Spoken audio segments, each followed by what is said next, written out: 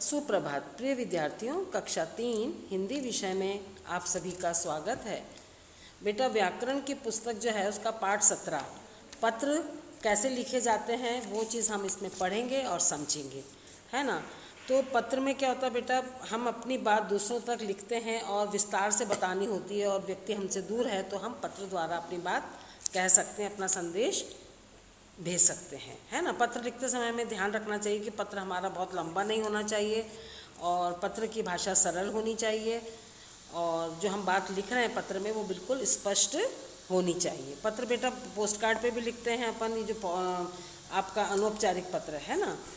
तो पत्र कितने तरह के होते हैं हमारे? 2 तरह के, एक तो अनौपचारिक पत्र और एक औपचारिक। अनौपचारिक होता है पर्सनल, हम व्यक्तिगत जो हमारे परिवार में रिश्तेदारों को, मित्र को हम लिखते हैं वो हमारे अनौपचारिक पत्र होते हैं। और औपचारिक पत्र होते हैं फॉर्मल लेटर, जो एप्लीकेशन होती हैं, किसी बिजनेस के लिए लिखा जाता है, ऑफिशियली लिखा जाता है ना। तो अनौपचारिक पत्र अपने मित्रों को, सगे संबंधियों को लिखते हैं और औपचारिक पत्र सरकारी कार्यालयों में, विद्यालयों में हम लिख सकते हैं।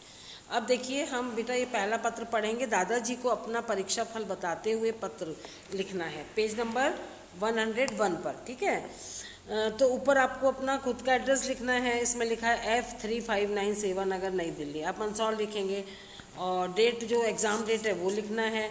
तो आदरणीय दादाजी, सादर प्रणाम, ठीक है। हम सब यहाँ पर कुशल हैं।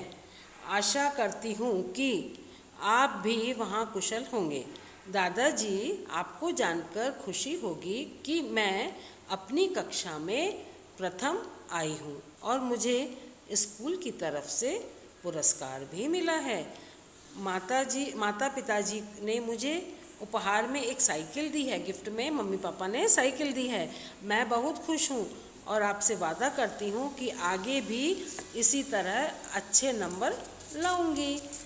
मेरी ओर से दादी जी को प्रणाम। आपकी पोती मेघा। और जब बेटा अपन एग्ज़ाम में लिखते हैं ना पत्र, तो उसमें अपना नाम नहीं लिखते हैं, नीचे क ख ग लिखा जाता है और ऊपर एग्जामिनेशन हॉल मंदसौर, वो एड्रेस आपका हो जाएगा। तो आपने अनौपचारिक पत्र लिखने का तरीका और साथ में पूरा पत्र भी देखा। आपने दोनों पत्रों में कुछ अंतर देखा? देखिए, पहले जो उसके एक पेज नंबर 100 पर उसका फॉर्मेट है, एक मित्र को लिखा गया पत्र है, और इसमें पेज नंबर 101 पर हमने दादाजी को पत्र लिखा है। जो हम अपने मित्र को और अपने छोटों से लिखते हैं तो प्रिय लिखते हैं, है ना, और बड़ों को आदरणीय लिखते हैं। और उसमें अभिवादन जब करते हैं, छोटों को प्यार लिखते हैं, स्नेह लिखते हैं, और बड़ों को प्रणाम लिखते हैं, ठीक है। ये चीज़ हमें इसमें ध्यान रखनी होती है। अब पेज नंबर 103 पर आप आ जाएं बेटा, पेज नंबर 103। इसमें है अवकाश के लिए प्रधानाचार्य को प्रार्थना पत्र, एक एप्लीकेशन लिखनी है आपको प्रिंसिपल को। तो ऊपर आपको वही परीक्षा भवन मंदसौर लिखना है। उसके बाद सेवा में प्रधानाचार्य करनी इंटरनेशनल, टैगोर शिक्षा सदन की जगह आप क्या लिखेंगे? करनी इंटरनेशनल स्कूल मंदसौर, लखनऊ की जगह मंदसौर आ जाएगा।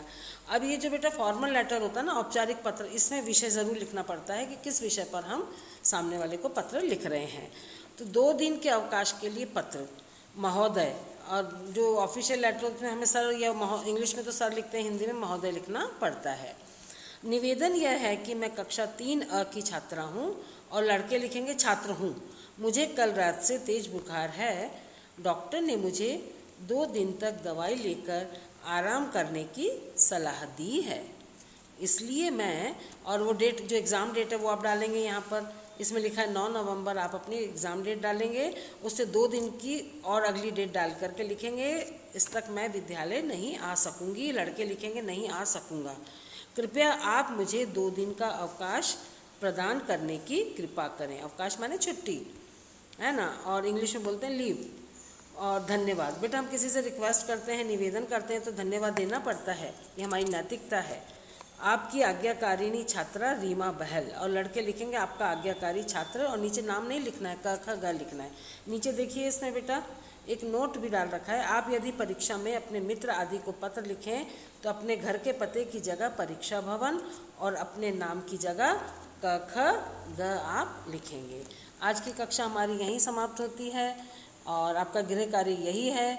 इन दोनों पत्र को आप 2-2 बार अपनी कॉपी में लिखेंगे और याद करेंगे, प्रैक्टिस करेंगे। धन्यवाद।